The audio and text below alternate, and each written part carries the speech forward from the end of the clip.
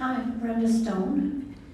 I would like to know how many taxpayers we have on the roll. How many people, what number of citizens do we have paying taxes? 200, 400? Oh, I think we have more than that. Sorry, I'm looking for. I know we have 16 to 1,700 just on sewer and water, so. It's more or less. I'm gonna let Gilbert or Monsieur Adel or Monsieur Falcero. More or less 4,000. More or less 4,000 people that pay taxes. Not people, units. Units. Okay. And I was inquiring at the last gathering that I was at what our deficit is as a town. Do we know what we have for debt?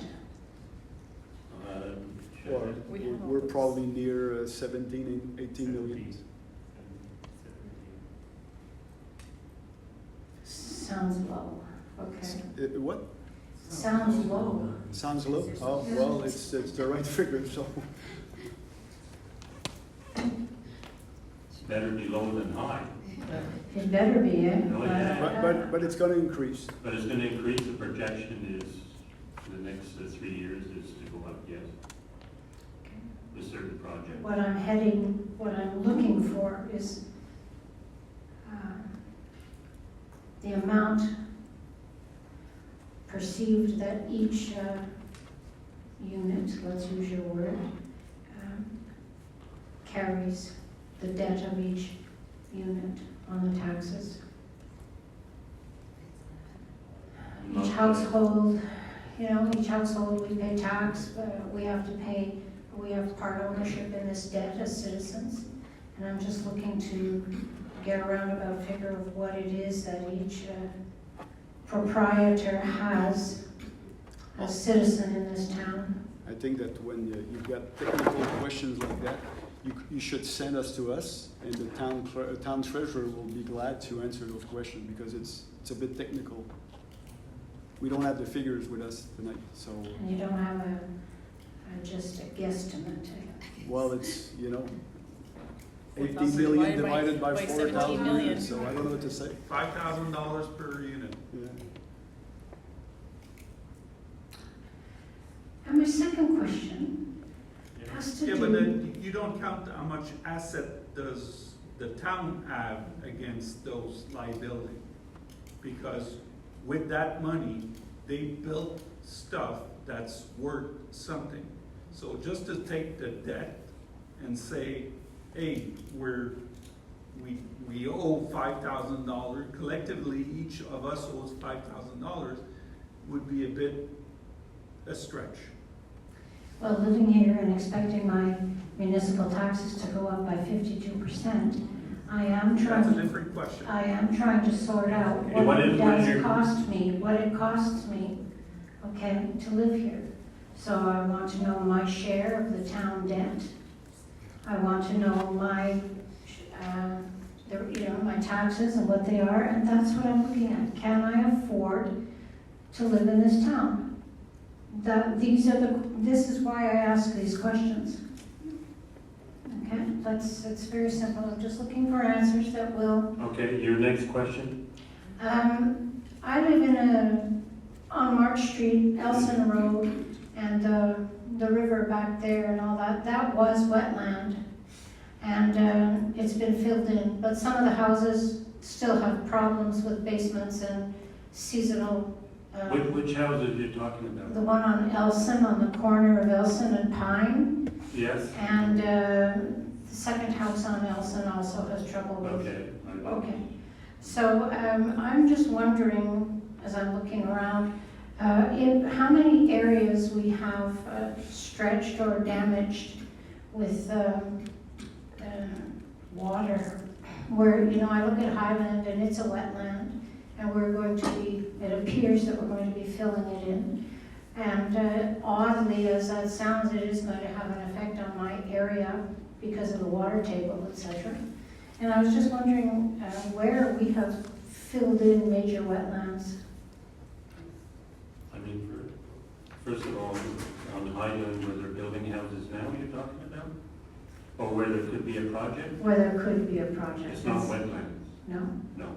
William and towards Knowlton Road is wetland. That's where the problem is. Where all the land is filled in from Victoria was not up to Highland, is not wetland. But we do have a water problem there. I don't know what you're talking about, water problem.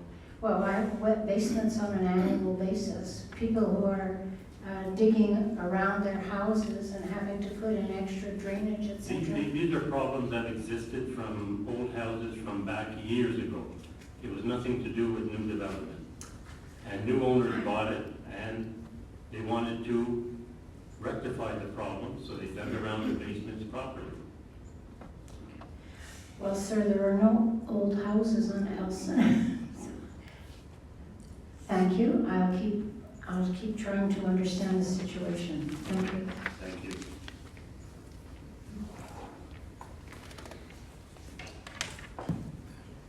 Just to pick up on what Ms. Stone said, on Highland, when I last looked at the listing where that whole area was for sale, that whole lot with landers, and I believe it still is listed with landers. I don't have the listing here under my eyes, but there was a significant percentage of that lot that was wetland, yes? It's never contested. Okay, no, maybe I didn't understand what you were saying. And William, if they were to If they were to extend William, yes, the problem of wetlands towards Knowlton Road exists. Highland to come down to Victoria is good. Okay, thank you. And just to touch also on what this citizen mentioned earlier about the cuts in funding and an appeal to the MRC to make a joint, basically, statement to that effect. I understand Mr. Patterson shared with us at the Knowlton, and you know, the Knowlton, the three councillors get together and have that annual meeting. Mr. Patterson said that all the mayors in the MRC had signed a letter in support of our request to have the CLSC services brought back here to Knowlton. So I would think that we would want to thank the MRC specifically publicly as well, since all of the mayors backed us on this, I understand. I always do that when I go to the Taipei Mayor, I do that personally. Okay, It's not a letter that will be sent, I'll do it publicly at the MRC meeting. right, but is it unusual for all the mayors to back us? Because we were told it was a fairly unusual thing for them to do, to unite and back us Not at in our all, request not to at all. the CLSC? Not at all, because it affected Sutton, Lac-Brome, Bromont, and Bedford, who had been cut 12 rooms at their CHSLD. Okay, thank you. So it became a regional thing. Right, excellent, okay. There you go.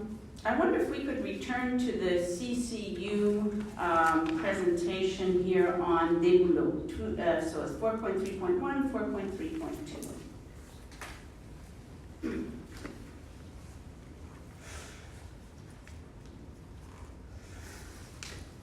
That's the one. That's not. Okay. Could you tell us, please, how many units, residential units, are projected to be built on Déboulot altogether? There's, Well, presumably Mr. Patterson, Councilor Patterson knows on the CCU. he has the project. He'll tell you exactly on that. oh, well, I'm going to. Seven.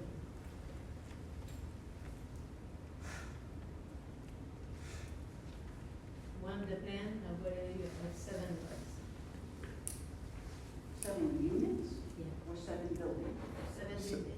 Okay, well, that's not important. Thank you for that. That's an important distinction. Okay, there we are. So there's 7 lots, 7 buildings, and actually we approved, the council approved in July, August, the 2 first one, which is 1816, and there was another 8, so 8 times 2, 16, 22. and we're approving another 16 tonight, though there's 48, and there's 2 other lots. So possibility of near 60 is some units. 60 units, 54, yeah. 54, Yeah. okay.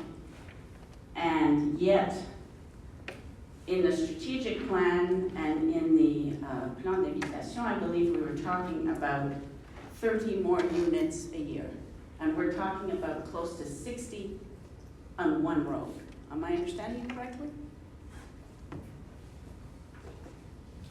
Yes, this development was done. We said that in most of the consultation meetings that we were probably going to go over the amount. The goal of the 30 units was to demonstrate to the population that we were looking for a slow and soft increase. And we had 2 major clienteles that we are targeting. Targeted, yes. Which are, there seems to be a lack of, what the study showed us was there's a lack of housing for young families and people that want to leave their home and go into a manoir type place or to be autonomous. So for sure that by the projects that we have on the table could be more than 30 per year, for sure. Okay, but to tell people you're looking at 30 and say there's a soft increase and double that amount on one street, okay, that's quite a dramatic écart, I think we can agree. These projects, these developments have been in the works for years. That we're going forward for a new project. Right. I also understand there's been objections or concerns about development there because there is wetland. How much wetland is being affected by this proposal, sir? To my knowledge, there are 2 projects that were modified to avoid the wetland, to meet our criteria for the environment and to not go into the wetlands. So they've all been adopted, to my recollection, in PIA, which is the aesthetic look and nothing to do with size or implementation or wetland, at least the ones that we did the last 2 months. So you're saying there's no impact on wetland there? Is that what That's I'm understanding correctly? to my recollection, correct. Okay. I'm glad you mentioned the aesthetics aspect because I was present at all those public discussions, okay, including a public consultation before the PIA was adopted. And as I recall, there was discussion of the importance of this so that we can preserve, sort of a certain aesthetic harmony was the word that was always used, bucolic harmony, the countryside characteristics, the rural qualities, and so on.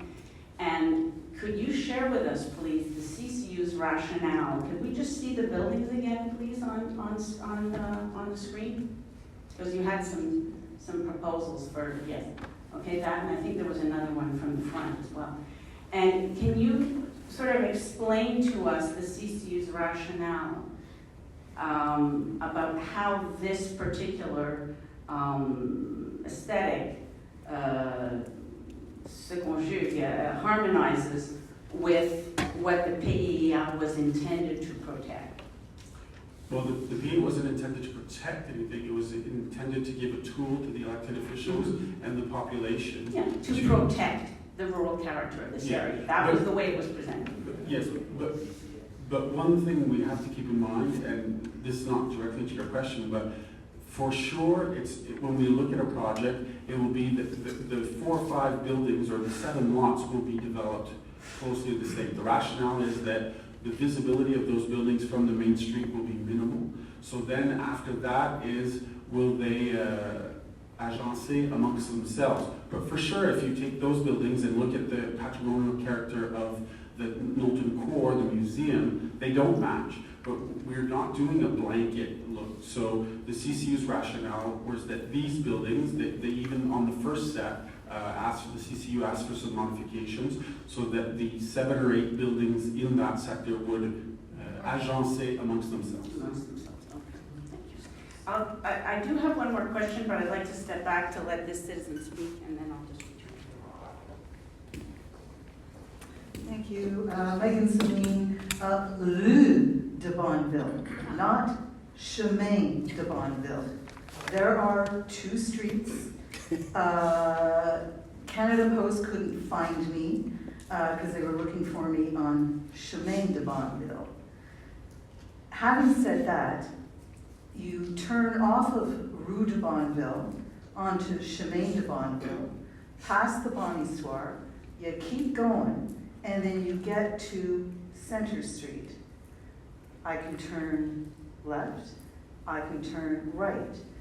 On the right-hand side, on the corner there is a ginormous construction project going on there. What's being built, may I ask? Well, from the knowledge is that it's going to be a small house, it's going to be a big garage, a barn. It's a private property. Pardon me? It's a private Oh, property. yes, all private, yes, yes. Holy crow. Okay, thank you. And the difference between Chemin and Rue is one is MTQ, we can't call it the Rue Bonneville, it has to be Chemin. But municipal roads are Rue, except when you get out in the rural area. It took me 6 weeks to track down my shipment of toilet paper Oh. from Walmart. Now that's important. Everybody knew about it, including anyway, thank you. You're welcome.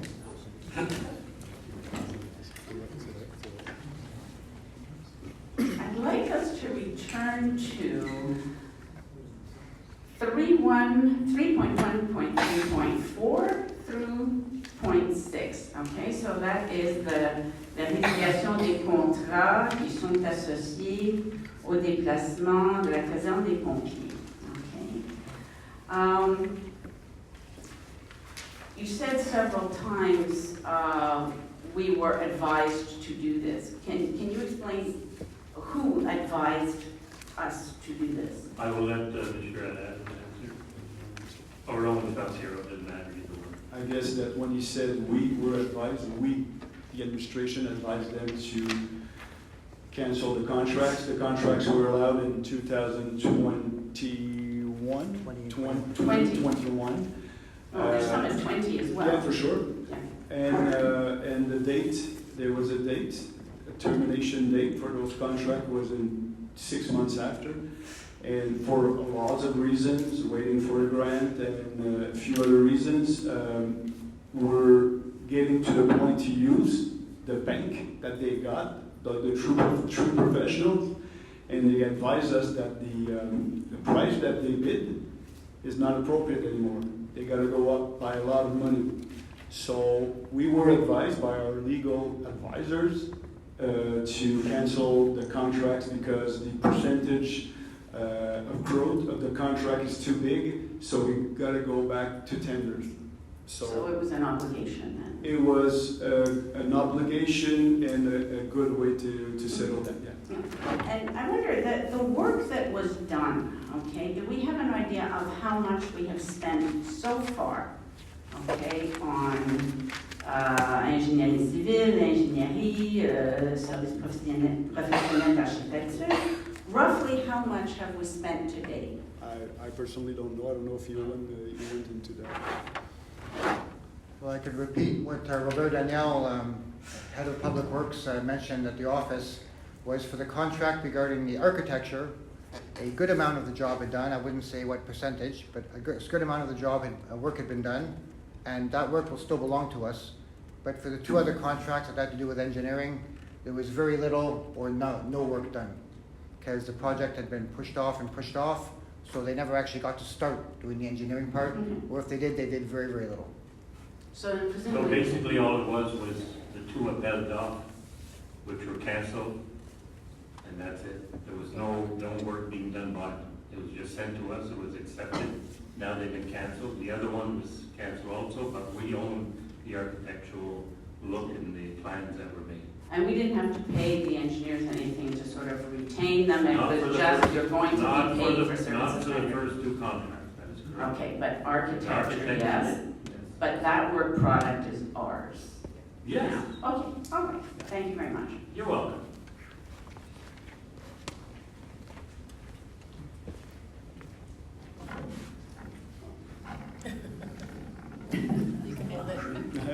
Bonsoir. Je viens ici ce soir pour Votre nom, monsieur, pour l'enregistrement. Votre François Allard à 433 je viens ce soir ici pour les bandes riveraines. Je ne veux pas de débat ce soir, je veux des réponses un petit peu à mes questions. Je sais que, M. le maire, vous avez rencontré des gens depuis le dernier mois avec des petites rencontres là, à Foster, etc. Moi, une de mes premières questions, c'est est-ce qu'il va y avoir une conclusion à ça? Est-ce qu'il va y avoir plus tard une conclusion? Est-ce que vous avez déjà fait une conclusion avec vos conseillers ou quelque chose?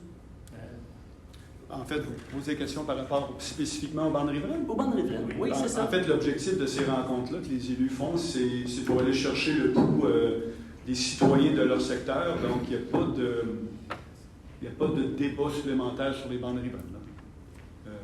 Il n'y a pas de débat.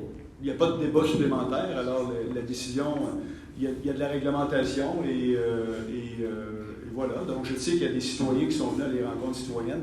Je n'étais pas à toutes les rencontres citoyennes qui avaient des déceptions, des frustrations, mais à ce que je sache, il n'y aura pas de discussion comme telle. Il va y avoir des discussions au prochain plan d'urbanisme sur est-ce qu'on maintient la réglementation comme ça, mais ça va être les élus qui vont en décider ici. Puis ça va être quand, ça? On pense commencer à procéder les travaux du plan d'urbanisme quelque part début de l'année 2025. Vous dites les plans pour chaque citoyen, vous parlez là? Pas pour chaque citoyen, c'est un plan d'urbanisme, c'est plus large que ça. C'est tout ce qu'on va faire sur le territoire en termes de construction et d'usage, mais il va y avoir probablement des questionnements de la part des élus également sur les règlements des bandes riveraines. On parle juste un règlement, exemple. Vous parlez du 15 mètres là, de bon. Est-ce que ça, c'est coulé dans le béton ou ou M. le maire puis les conseillers vont pouvoir en débattre éventuellement pour, suite aux rencontres que vous avez eues justement, est-ce que ça va débloquer quelque chose? C'est toujours... Sûrement, il y a des... Moi, je ne connais pas chaque adresse, Non, on parle en général. En général, il n'y a aucune idée, ça dépend sur l'inspecteur, ça dépend toujours sur la personne de ressources qui travaille pour les travaux publics à Agnès Renaud, qui c'est elle qui, avec le travail d'un inspecteur, qui va gérer ça. Est-ce qu'il prend en considération certaines problématiques de terrain qui sont très, très petits? C'est ça que ça va être en discussion. Je ne peux pas embarquer plus que ça dans le débat. Je ne veux pas de débat ce soir. On parle, exactement, c'est ça, exactement. Fait qu'on peut penser en janvier, février, que, exemple, si j'appelle, je prends contact avec ma conseillère, elle va être en mesure de me répondre à mes questions peut-être sur ce sujet. Pas avec votre conseillère, non. Au conseil, c'est avec Agnès Renaud ou avec le gestion de territoire.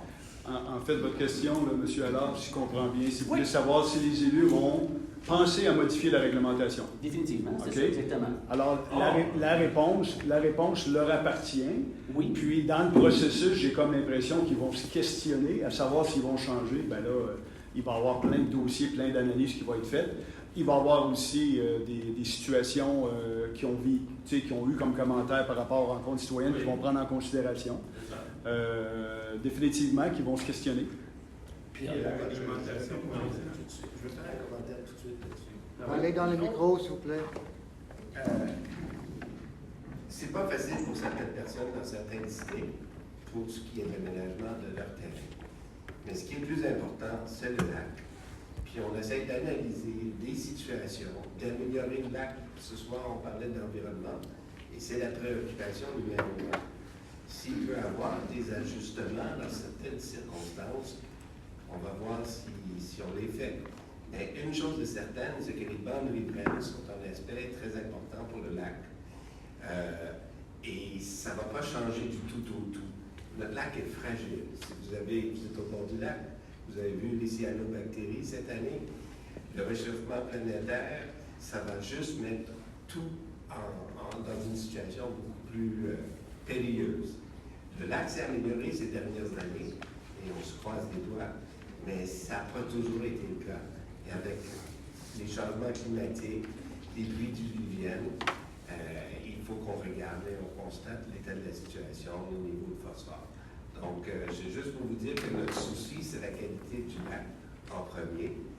Et ça ne veut pas dire qu'on ne se soucie pas des gens sur le bord du lac. Non, c'est pas de problème. Moi, je dis, je ne veux pas faire de débat, mais sauf que par rapport à ce qu'on prend en considération aussi, mettons, qu'est-ce qui se passe, mettons, au lac Matamagog, au lac Nassawi, puis toutes ces choses-là, parce que là, on parle de 15 mètres, mais il y a une différence entre 15 mètres et 3 mètres. Mais c'est ça que je dis.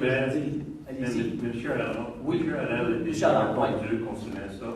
Pardon? Monsieur Allaire a déjà répondu à votre question concernant chaque. Les élus vont regarder ça, la réglementation pour dans le nouveau plan urbaniste. Mais on ne change pas ça demain. Ça va être tout pour le plan urbaniste. Si les élus veulent changer ça, le 15 mètres, ils peuvent. Mais est-ce qu'on parle pour le printemps 2025? Non, le plan urbaniste, c'est un travail qui peut durer 1 an et demi, 1 an et demi. Donc, si ça débute en 2025, à moins qu'ils veulent aller, le Conseil veut aller plus vite que ce qu'on voit ailleurs. D'habitude, ça prend 1 an et demi, mettre en place un nouveau plan d'urbanisme. Ça prend 1 an et demi après. Ouais, il y a beaucoup de consultations publiques à faire. OK. Puis ça, c'est-tu déjà en marche? Non, comme je vous ai dit, ça devrait partir en 2025. Parfait, merci. Bienvenue, merci. Ça va rester 2 questions, 2 personnes qui sont là. Et ma question très courte. Pouvez-vous me donner la date et le règlement qui a changé le zonage de 2 étages dans la zone de UC4 L13? Si vous dites que c'est 2 et plus sont réglementaires, je veux savoir la date, s'il vous plaît. Parce que je n'ai pas assisté à aucune séance qui changeait le zonage dans cette zone. La réponse est facile. Le zonage n'a pas changé pour cette zone-là. Ça reste 2 étages, 8 logements. Il n'y a aucun changement. Non,